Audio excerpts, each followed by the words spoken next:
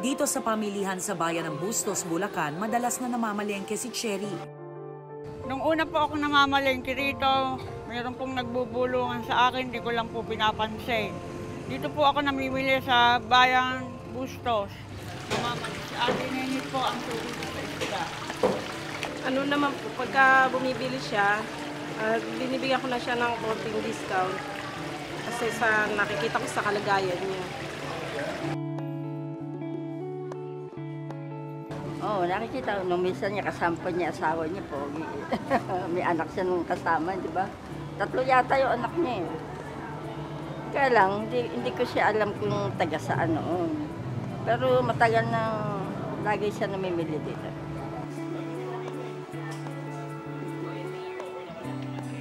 Para bang nabigla ako sa itsura niya. Sorry Pero nung lagi ka namin nakikita, okay na. Sanasanay na kami sa kanya talaga. Pero nung unang kita namin, nagulat ako, ba't gano'n ang ano niya? Ba't gano'n siya?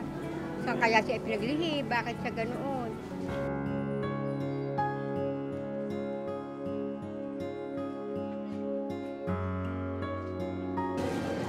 Ngayon na po, bumili na ako ng gulay, bigas, isda, uwi na po tayo. Kahit nasanay na ang ibang mga tao sa kanyang itsura, pangarap pa rin ni Cherry na maalis ang bukol sa kanyang mukha at katawan. Ano ho ang pangarap nyo, Cherry? Ang pangarap ko lang po, ma-opera nga po ako. May tutulong po sa akin. Kaya po ngayon, nagpapasalamat po ako sa kanila. Magbibigay po ng share sa akin.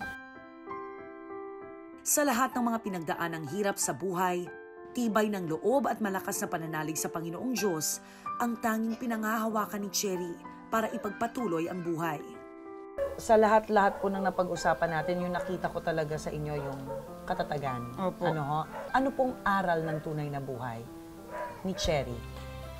Sa akin po, yun nga po, matatag po ako sa sarili ko. Hindi po ako nawawalan ng pag-asa na tutulong po sa akin ng mga tao.